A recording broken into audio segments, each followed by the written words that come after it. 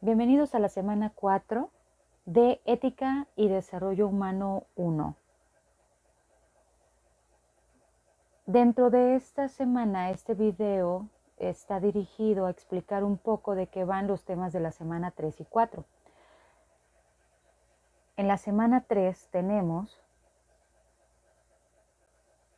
la actividad 4, que es el hombre como soporte de valores, la actividad 5, que es un foro, y en la semana 4 solo está las actividades del cuadernillo de habilidades socioemocionales. Vámonos a la actividad 4. En esta solo tendrás que dar lectura a estos dos temas y generar una síntesis. Es una actividad individual y vale el 20% de tu calificación. Este tema quisiera que iniciaras brindando un poco sobre el concepto de qué es el valor en términos morales, ¿sí? Porque estas son características morales de una persona dentro de la ética, pero también sabemos que el término valor se le aplica también a objetos materiales, el costo que tiene un celular, una televisión, una prenda de vestir, etc. Tienes que dar cuenta que dentro de la ética los valores morales son estudiados por una disciplina filosófica llamada axiología. Y que esta tiene una etimología, es decir, su raíz viene de fuerza, de fortaleza, y entonces para nosotros en ética los valores son esas características morales de una persona. Para estudiar los valores hay tres posiciones: la posición subjetivista, la dialéctica y la objetivista. La dialéctica aparece en el centro porque es una mezcla de las dos. Por su parte, una posición subjetivista es puramente desde el sujeto y cada sujeto es un mundo. Es decir, el sujeto pues se refiere a la persona y esta posición es que valora, sus valores morales están o corresponden a sus puntos de vista muy particular, al que cada uno de nosotros percibe por medio de sus 5 sentidos. Por otro lado, tenemos al otro extremo la posición objetivista, que es un poco más fría. ¿En qué sentido? Que se valoran a las cosas por lo que existe en la realidad. Es las cosas tal y como ellas son en sí. Una mesa tiene ciertas medidas, tiene cierto peso, incluso nosotros como personas tenemos ciertas medidas, pesos. Esa sería una valoración muy objetivista. Y la dialéctica es la mezcla, como decía en un inicio, de ambas, donde se valora tanto lo objetivo, esos datos fríos tal como son, pero también subjetividades. Ahora sí vamos al tema como tal, que te dan referencia para esta actividad del hombre como soporte de los valores.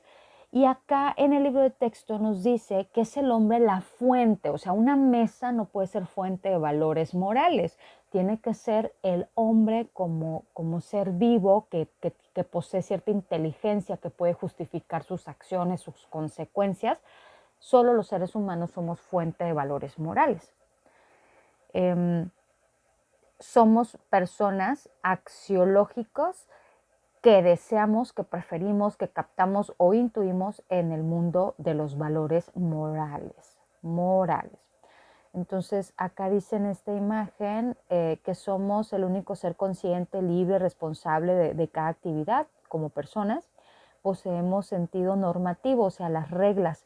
Sabemos que para encajar en una sociedad o formar parte de una, tenemos que actuar de ciertos modos. Sentimos el deber de realizar los valores y la obligación de evitar un contra o antivalor, porque, por ejemplo, voy a preferir ser responsable a ser irresponsable. Y así. Entonces, la necesidad esencial de valorar la tenemos como hombres. No podemos ser indiferentes ante la cosa buena o la cosa mala. Cada decisión que tomamos nos lleva por por a sentir si queremos llevar nuestra conducta hacia el bien o hacia el mal. La naturaleza humana es una naturaleza posible.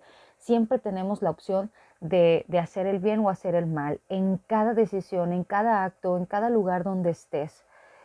Tenemos ¿cómo le llaman acá? Tenemos el signo de la contradicción. ¿Por qué? Porque a veces pensamos una cosa, decimos una, pero hacemos otra. Y dices, oye, pero si habías quedado, pues siempre no. Entonces somos personas contradictorias. Estamos solos sin excusas. El hombre está condenado a ser libre. Esa es una de las frases de Sartre, que también la escuchábamos de Adela Cortina la semana pasada. La pérdida del sentido ético de la vida. Ya hemos dicho que el hombre ha estado propenso a humanizarse o deshumanizarse, es decir, hacer el bien o hacer el mal, porque cada vez que hacemos el mal o que optamos por el mal, nos estamos deshumanizando. Nos crían diciendo, sé buena persona, sé amable, sé solidario, sé empático. Cuando elegimos no hacerlo con total conciencia, entonces nos estamos deshumanizando. Ahora imagínate cuando creamos actos crueles contra otros seres vivos, que pueden ser desde animales o pueden ser con personas. Nos deshumanizamos.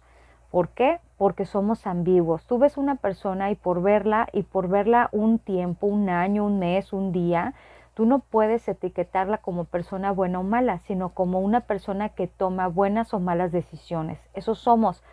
Y de un día para otro podemos tomar una excelente decisión aprobada por todo el mundo alrededor de nosotros o por nuestra sociedad simplemente, y al siguiente día cometer una atrocidad. ¿Por qué? Porque llevamos el signo de la contradicción, según nos explica la ética. Actualmente vivimos no solo una crisis moral, sino una crisis global. ¿Por qué? Porque esto de la globalización fue generando que tú pudieses conocer de culturas muy alejanas a la tuya, cómo viven, cómo resuelven sus problemas, qué opinan sobre ciertos temas morales. Sin embargo, esto también fue llevándonos a ir perdiendo tradiciones, costumbres propias de nuestra cultura o sociedad. Entonces empezamos a hacer ciertas mezclas a donde las tendencias nos lleven. Y entonces hay una erosión de cosas o de valores con cierta validez universal. Ahora tendemos a un bienestar individual. Veamos. En esto entra el tema de la modernidad versus posmodernidad. La modernidad era en los tiempos de Kant, de Marx, para que te ubiques un poco en la historia de la ética. La modernidad no es igual en ética, no es igual a decir lo actual. Cuando nosotros decimos este celular es moderno, creemos que estamos diciendo que es el más reciente. Pero no, en ética la modernidad es un periodo de vida, es un periodo que ya sucedió hace muchos años.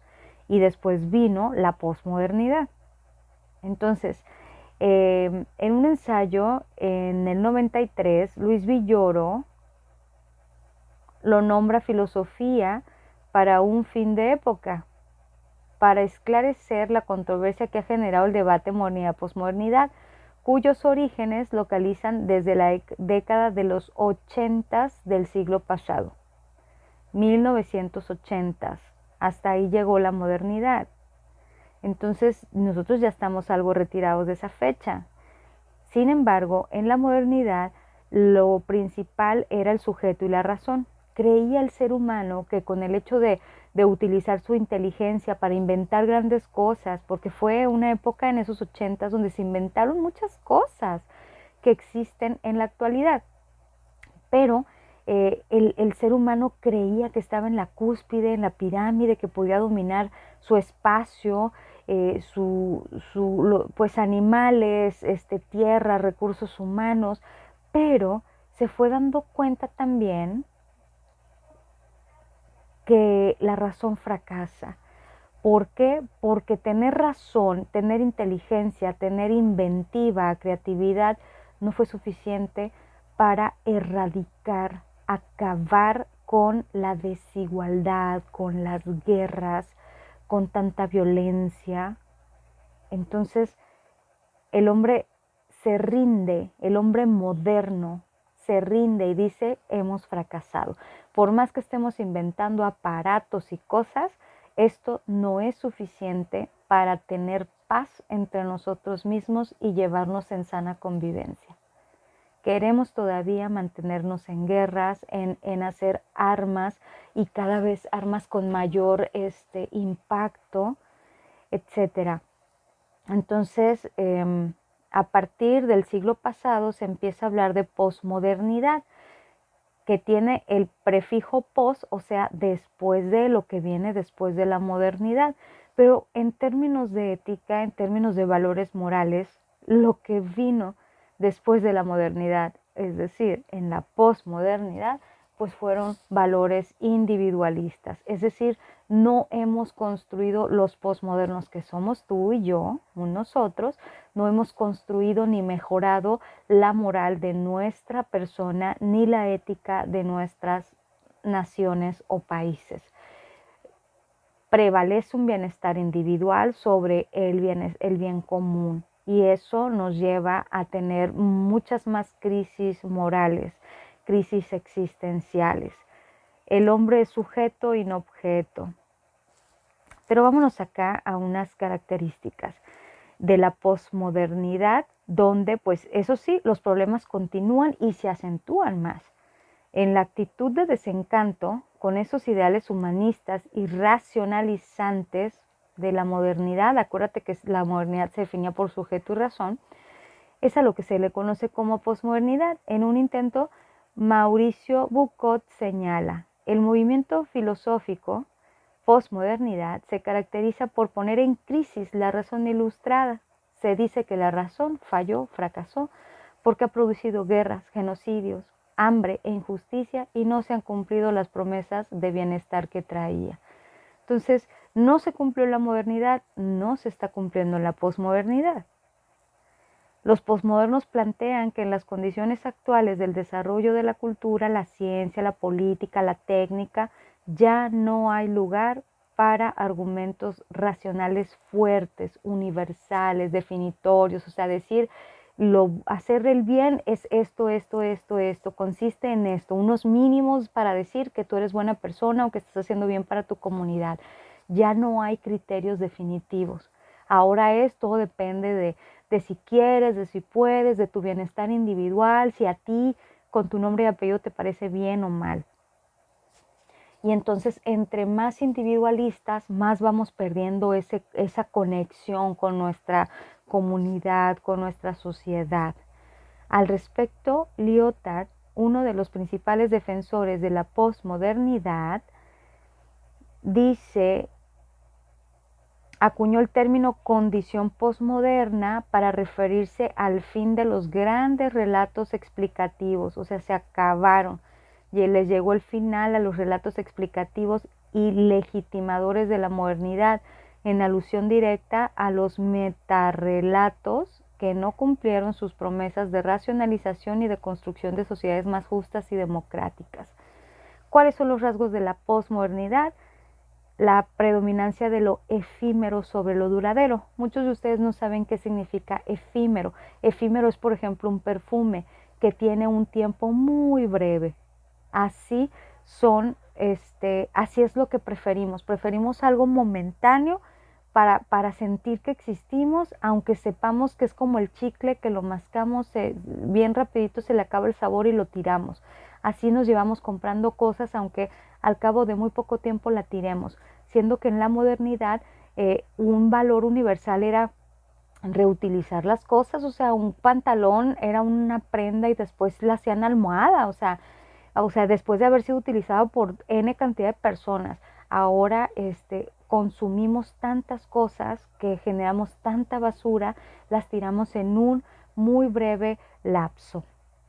Otro rasgo es el hedonismo presentista. El hedonismo viene desde la escuela de los epicúreos y los estoicos, más los epicúreos, que promovían el hedonismo, es decir, la búsqueda del placer, y no tiene que ver en exclusivo a un placer sexual, no te desvíes, es simplemente a cosas agradables que te hagan sentir muy bien. Por ejemplo, el entretenimiento es algo hedonista, pero ahora queremos a través del celular, que lo tenemos en la palma de la mano, tener mucho más hedonismo, entretenimiento, que otras cosas que pudieran ser más nutritivas, espiritual, moral o académicamente hablando.